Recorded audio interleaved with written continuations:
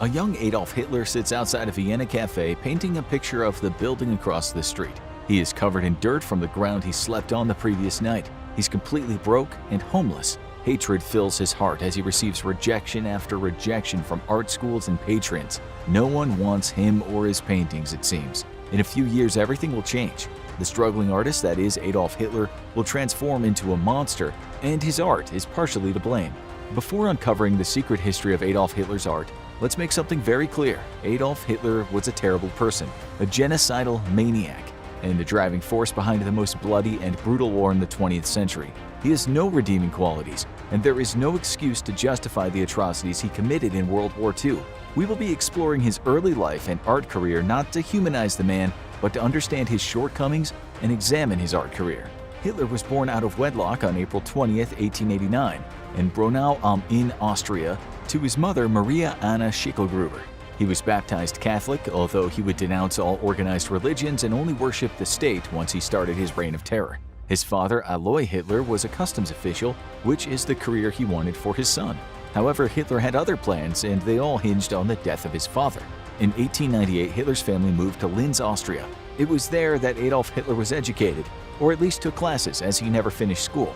By some accounts, Adolf Hitler was a nightmare child who was constantly disruptive and wouldn't follow directions. He wasn't very intelligent, or at least he didn't care enough to try very hard in school. This would eventually lead to him pursuing alternate paths throughout his life. Hitler and his father rarely saw eye to eye when discussing his future. All Hitler wanted to do was paint and be an artist. His father was much more practical and forced his son to go to secondary school so he could eventually work for Habsburg civil service.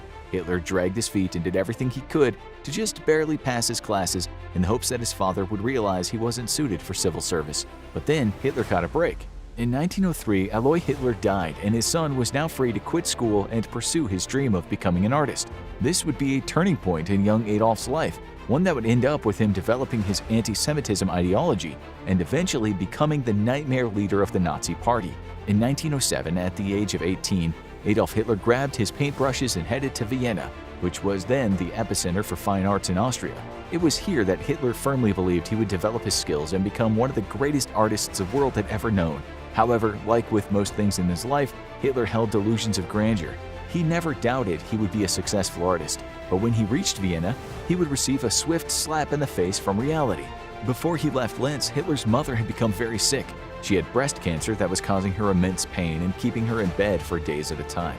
She rarely left the house, and it sapped almost all of her energy when she did. Rather than staying and taking care of his dying mother, Hitler packed his bags and left her to fend for herself. He even had the audacity to ask her for money to start his art career in Vienna. Even a monster such as Hitler still had a loving mother. She wanted her son to pursue his dream, so she gave him as much money as possible to help him rent an apartment, buy supplies, and apply to art school in Vienna. She likely knew she didn't have much time left, but making her son happy was more important than her own health, it seems. On the other hand, Hitler was much more selfish and didn't give leaving his sickly mother a second thought. Instead, once he got to Vienna and realized how expensive city life was, he asked his mother and other family members for even more money. Hitler had rented an apartment with a childhood friend named August Kubizek. Much to Hitler's dismay, Kubizek was almost immediately accepted into one of Vienna's music conservatories, where he began studying to achieve his dream of becoming a conductor.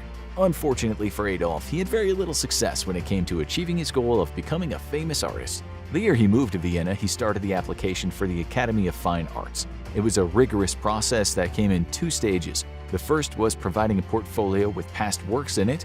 The second consisted of 2 3-hour sessions of painting scenes that were not disclosed to the applicants until the day of the entrance exam. With around 100 other applicants, Hitler made it past the first round of screening and was asked to come to the school for the second part of the admissions process. We can imagine that Hitler was somewhat ecstatic to be so close to reaching his goal of becoming an artist. However, in his autobiography Mein Kampf, he talks about the process as if he knew he'd get in. The fact that Hitler had not really succeeded at anything thus far in his life did not seem to deter him. But this is in line with the future Führer's delusional personality. Growing up, he thought there was no way he wouldn't become a world-renowned artist. Yet the admissions council did not see it that way. They were about to give Hitler the news that would change his life and the fate of Europe forever. It's interesting to think about what the world would have looked like in the coming years if the Academy of Fine Arts had made a different decision following Adolf Hitler's completion of the second phase of his admissions process. When Hitler sat for the painting test portion of the admissions exam, He and everyone else in the room was told that they would have to paint either an iconic scene from history or something biblical. This would be Hitler's downfall. As a young artist, he found painting landscapes and architecture satisfying, so his human characters were always in the background or had little importance in the piece. This was not what the Admissions Council was looking for. They critiqued Hitler's work by saying it contained too few heads and faces. And although the committee noted that Hitler's drawings of architecture showed promise, he would never make it in the fine arts due to the fact that he showed a lack of emotions or empathy in the human figures in his paintings. Think about that for a moment. Hitler could not draw humans well or even show compassion for his own creations on the canvas. Young Adolf Hitler saw beauty in the rigid structures of architecture, but could care less for the emotional aspects of human life. It was as if he couldn't be bothered to paint or even think about others' feelings, even if they were characters that came out of his own mind. In hindsight, the way he painted people in his works of art as an afterthought and devoid of meaning in the picture's context aligned pretty closely with how he would treat humans during World War II. At this point in his life, Hitler was starting to develop hatred for certain groups of people, and a main factor for this was the city he was living in. Vienna might have been a center for arts and music in the region, but something much more sinister was going on behind the scenes, something that Adolf Hitler would eventually seek out and embrace after being rejected from art school. There was one member of the Admissions Council who was sympathetic to Hitler's cause after he was rejected. This professor suggested that since the architectural features were well drawn in Hitler's paintings, he should apply to the School of Architecture. There was only one problem with this suggestion. In order to get into the School of Architecture, Hitler would need a secondary school degree. Since he decided to drop out without finishing his education, Hitler would have to go back to school, complete the degree, then apply to the School of Architecture, which seemed like too much work for the aspiring artist. He ended up completely rejecting the professor's recommendation. Hitler was confident there had been a mistake and he would still be an artist. He applied to the School of Fine Arts a second time and didn't even make it past the first round of screenings. It was reiterated by the Admissions Council that Adolf Hitler's paintings were utterly devoid of rhythm, color, feeling, or spiritual imagination. As you can imagine, Hitler did not take the second rejection from the Admissions Council very well either. He didn't tell his friends or family about the rejection. Instead, he carried on living a life of a broke artist in Vienna. Even as his mother slowly died in Linz, Hitler hid the fact that he had spent all the money that she had lent him and was denied entrance into the academy, which was the main reason why he had left her in the first place. Maria Anna Schicklgruber passed away in December of 1907, just before her son received his second rejection letter from the Admissions Council. Hitler didn't really mention how the death of his mother impacted him in his autobiography. In fact, it seems the only thing it changed was that he now needed another source of money. Again, like in his paintings, Hitler seemed to care very little for people in the real world, even his own mother. As Adolf Hitler grappled with the reality that he would never be accepted into the art school of his choice, he started to form delusions of conspiracies against him. He thought perhaps the admissions board was rigged, or maybe even Jews sat on the council itself.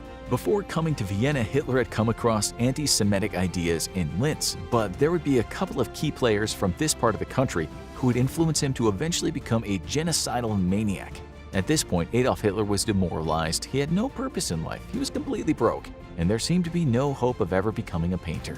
However, Hitler had another opportunity to turn his life around. He'd been given the chance to work under graphic artist and stage designer Alfred Roller.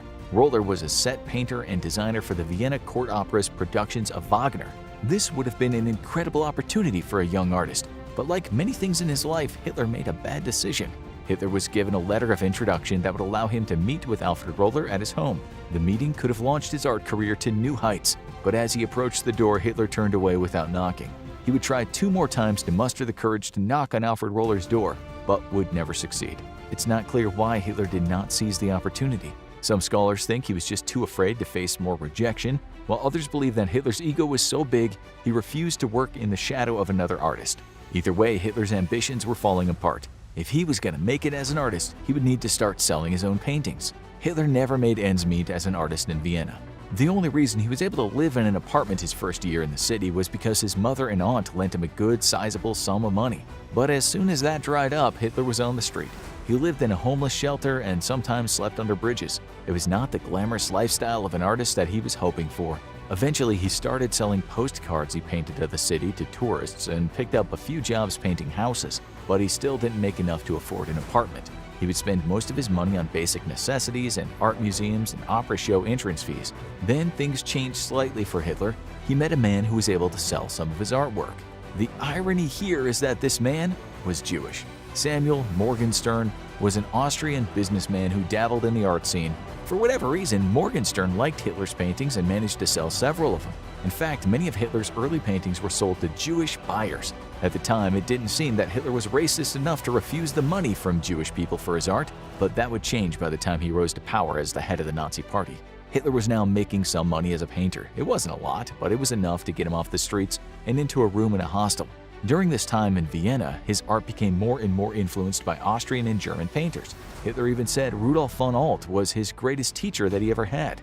There are many similarities between von Alt's work and Hitler's, especially in their style of painting architecture and landscapes. However, von Alt had less of a problem drawing realistic people than Hitler did. Adolf Hitler later described his other influences as being from Greco-Roman Classicism, the Italian Renaissance, and Neoclassicism. The biggest influence on Hitler's life and what he would eventually turn into was the city of Vienna and the key players in it. In Mein Kampf, Hitler wrote, "For hours I could stand in front of the opera. For hours I could gaze at the parliament. The whole Ring Boulevard seemed to me like an enchantment out of the 1001 Nights." The beauty of the city enamored Hitler, but there was a darker side to things that would eventually lead him down a dark path. There were two main movements that influenced Hitler while he was struggling to be an artist in Vienna. Both had racist ideologies and blamed others for the problems of society. George von Schonerer was the leader of the Pan-Germanism movement in the city. This group of people believed that all German-speaking people should be unified under a single nation called the Greater Germanic Reich. You could probably tell which part of Hitler's ideology this influenced, as he would later do this very thing in World War II and call it the Third Reich. The second person who influenced Hitler in Vienna was the mayor of the city, Karl Lueger. It's Lueger who promoted the anti-Semitism principles that Adolf Hitler would adopt in life. Lueger explained how it was the Jewish business owners and Jewish people in general who were making life hard for the German middle and lower classes. When Hitler started his rise to power in the Nazi Party, he used the doctrines and tactics of both Schonerer and Lueger to rise to the top. The combination of both these men was just what Hitler needed to secure his position as the head of the party and spread his anti-Semitic belief system to the people of Germany. Basically, Hitler didn't do anything new to help him gain power. He just used what he had learned from the men he idolized in Vienna during his time as an artist there. For someone who ended up loving war so much, Hitler never registered for the military in Linz like all citizens were required to. In 1913, this decision caught up with him as the police started looking to arrest him. He needed to get out of the city, fast. Hitler had not given up on his artistic dream, but Vienna was getting too dangerous. He had some connections in Munich, so he packed what few personal possessions he had, and in May of 1913, got out of Vienna. Once in Munich, Hitler encountered slightly more success as an artist. He continued selling small watercolors and oil paintings of architectural features and landmarks in the city. A few wealthy patrons also commissioned Hitler to paint landscapes for them as well. Things were starting to look up for Adolf Hitler's art career. Then, suddenly it all came to a screeching halt. World War I had begun, and although this would give Hitler a new calling, his art would be put on hold for the time being. When World War I broke out, Hitler finally decided to fulfill his military duty. The embarrassing thing was that when he enlisted and took his fitness exam, he failed. He was deemed unsuitable for combat and support duty because he was too weak and incapable of firing weapons. Hitler didn't really mention this in his autobiography, probably because it would have been too embarrassing. But like with art school, he just didn't have the right stuff. In August 1914, the German army became desperate for infantrymen, and Hitler was able to finally enlist. While serving in World War I, he brought paper and canvas along with him to continue drawing and painting even as the war raged on around him. Even though Hitler volunteered to fight, he appeared to be more interested in continuing his art career than his actual duty. During this time, Adolf Hitler did his final paintings, which were made up of farmhouses, landscapes, and other images he saw during the war. After World War I ended, Hitler put down his brushes and replaced them with anti-Semitic rhetoric, fear-mongering, and his nationalistic agenda. Interestingly, once Adolf Hitler came to power as a leader of the Nazi Party and Führer of Germany, he did something unexpected with his painting career. For whatever reason, Hitler wanted to erase any trace of what he had done as a young artist from the face of the earth. He was so serious about locating and destroying all of his own paintings that he created a special task force and gave them whatever resources they needed to get the job done. A man named Schotter Strathaus was appointed by Hitler in 1936 to locate, buy, or steal any works of art created by him. Strathaus took his mission very seriously and located hundreds of works of art that Hitler had made. He destroyed them all. Strathaus spent years tracking down the paintings and only stopped when World War II broke out. and the Nazis needed every available soldier to fight in the war. This means that by the time World War II came to an end and Hitler shot himself in a Berlin bunker, only a handful of his pieces were still in existence. Much of his work was actually secured by the US Army, who collected them and hid them away in storage. There was never any intention of creating an exhibit out of them or letting the painting see the light of day ever again. However, the same can't be said about all the pieces of Adolf Hitler's artwork that found their way to private collectors. A group of 18 watercolor pieces was sold by Peter Jahn, a collector of Hitler's early work decades after the war, for around $50,000 apiece. More recently, a painting of Neuschwanstein Castle in Bavaria done by Hitler sold for approximately $113,000. In Germany, it is illegal to sell anything that has Nazi symbolism on it related to Hitler. However, if Adolf Hitler's signature is on an object and there are no Nazi symbols, then it's okay to sell and display. In 2015, 14 works of art created by Hitler were sold for $450,000 at a Nuremberg auction house. So, the question is, was Adolf Hitler a successful artist since his pieces are now selling for relatively large sums of money? The answer from many art historians and collectors is absolutely not. The reason these pieces are selling for so much money is because they were created by one of the most infamous and hated men who ever lived. If the paintings were created by anyone else, they would either be collecting dust somewhere or destroyed long ago. Most historians agree with the consensus of the Academy of Fine Arts in Vienna that rejected Hitler twice. His early works show that he had some talent for painting architecture, but the pieces themselves don't show any emotion or take any risks. Heinz Joachim Maeder, who works as a spokesperson for the Kloss auction house in Berlin, said, "If you walk down the sign and see 100 artists, 80 will be better than Hitler." Maybe if Hitler had been allowed to study at the Academy of Fine Arts, he could have refined his skills and worked on painting humans in a way that evoked some kind of emotion. But he was never given the opportunity. It's crazy to think about how different the world could have turned out if Adolf Hitler was just a slightly better artist and had become successful. Perhaps the millions of lives lost during World War II could have all been saved. There's also another surprising aspect of Hitler's art that rarely gets talked about, something that foreshadowed the carnage that was to come. Although Hitler struggled to incorporate all of the elements needed to make his artwork stand out, he did employ some artistic techniques in his rise to power. By layering different colors in the form of anti-Semitism and national pride on the canvas that would become the Third Reich, Hitler was able to paint a picture in the minds of the German people. His experience in Vienna set the foundation for him to meet people with strong and terrible dogmas that he then incorporated into the Nazi movement. Even while in power, the rigid and emotionless techniques he used in his paintings became part of his main agenda. He would not let the human condition get in his way or veer from his path to creating a Nazi empire. Hitler even said that after he won the war, he would retire and spend the rest of his days painting. It seems he never gave up on his dream of becoming an artist, even as he destroyed the world around him. However, there is one art design that Hitler created that's probably more famous and recognizable than any painting in the world. Hitler describes his masterpiece in Mein Kampf when he says, "I myself, meanwhile, after innumerable attempts, had laid down a final form, a flag with a red background, a white disc, and a black swastika in the middle. After long trials, I also found a definite proportion between the size of the flag and the size of the white disc, as well as the shape and thickness of the swastika." That's right, Adolf Hitler was the artist who designed the Nazi flag. It's one of the most identifiable symbols in the world, and obviously not for good reasons. So, if Hitler's goal was to make something that everyone would recognize and connect him with, he succeeded. The swastika that Hitler used in his design was a bastardization of a symbol from the ancient civilizations of the Near East and India. German archaeologist Heinrich Schliemann found a similar symbol in the ruins of the ancient city of Troy and on old Germanic pottery. He assumed incorrectly that the two symbols meant Aryan people had an empire that spread across the world. This absolutely inaccurate conclusion led to many Aryan nationalist parties to adopt the symbol at the time, including Hitler's Nazi Party. Again, the symbol is not Aryan in nature and never was. It was just misappropriated from other cultures. Hitler used the colors black, white, and red in his design to represent the old flag of Imperial Germany. This symbolized a time when Germany was powerful and wealthy, which resonated with many people who were struggling to recover after the sanctions placed on the country after World War I. Looking back on Hitler's art career, we can safely say he was never going to be a great painter. His inability to express emotion through his artwork and the lack of innate talent made him a decent postcard maker and house painter, but only a mediocre artist. His most recognizable work of art is the Nazi flag, which is now only used by infinitesimally small numbers of people who, like Hitler, are monsters. Adolf Hitler failed at winning World War II, failed as a leader, and failed as an artist. Now watch why Hitler's nephew was his worst enemy, or check out last 24 hours of Hitler's life.